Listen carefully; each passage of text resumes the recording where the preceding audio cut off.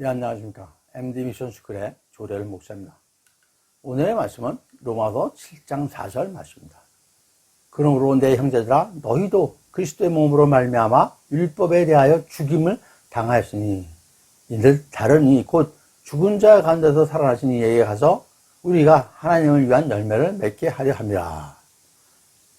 이 말씀을 하나님을 위한 열매 두 번째 시간으로 갖도록 하겠습니다. 지난번에 이어 세 번째로 하나님의 열매에 대한 말씀입니다.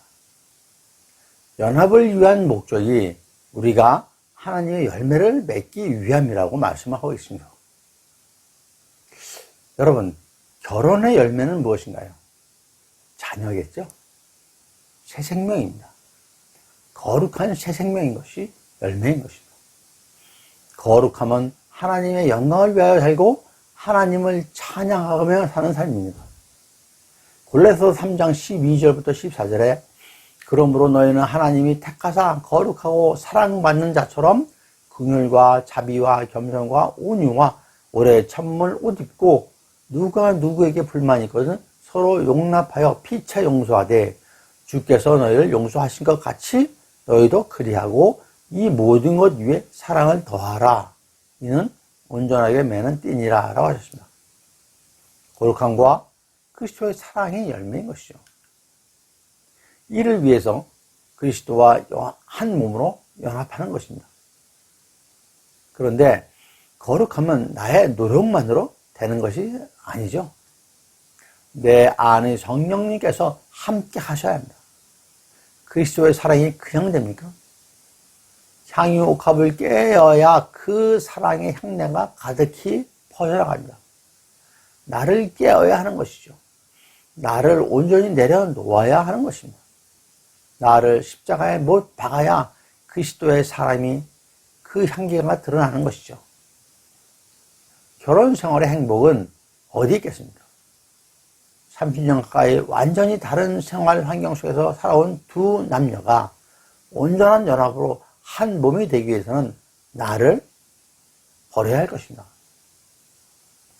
지난 30년간의 나의 고집과 나의 자아를 버려야 하는 것이죠. 내가 하고 싶은 것은 다 하며 내 생각, 내 뜻대로, 내 의지대로만 살려면 그 결혼 생활이 온전히 행복하게 이루어지기가 어려울 것입니다. 거기에는 사랑이 자리하기가 쉽지가 않죠. 내 향유용컵을 깨고 사랑의 향기를 발산하여야 합니다. 그러는 것이 하나님의 열매를 맺는 것이죠. 성령의 열매를 맺는 것입니다. 거룩한 열매를 맺는 것입니다. 열매가 때에 따라서는 매우 작고 연약하고 쇠약하고 병들어 보일 수도 있습니다. 그럼에도 불구하고 영혼 속에는 하나님의 생명이 있습니다. 알차고 풍성한 열매는 무엇이냐? 알차고 풍성한 열매는 무엇보다 자연 환경에 맞아야 하는 것이죠. 철 따라 적당한 비도 오고 바람도 불고 햇빛도 있어야 되는 것입니다. 더울 때는 덥고 추울 때는 추워야죠. 그렇다고 그것만으로 됩니까? 농부가 열심히 또 가꾸고 보살펴야 하는 것이죠. 거름도 주고 병충해도 없게 해줘야 됩니다. 가지치기도 해야 되겠죠. 그렇게 해서 하나님과 내가 함께 만들어가는 작품이 풍성한 열매인 것이죠.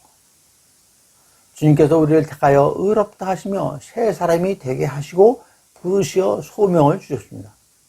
사명을 주셨습니다.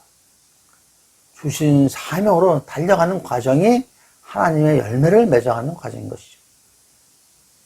더욱더 깊이, 더욱더 단단히 그분과 연합해서 풍성하고 알찬 그런 거룩한 열매를 맺는 저와 여러분 모두가 되시기를 간절히 축원드립니다. 예, 감사합니다. MD 미션 스쿨의 조래을 목사였습니다.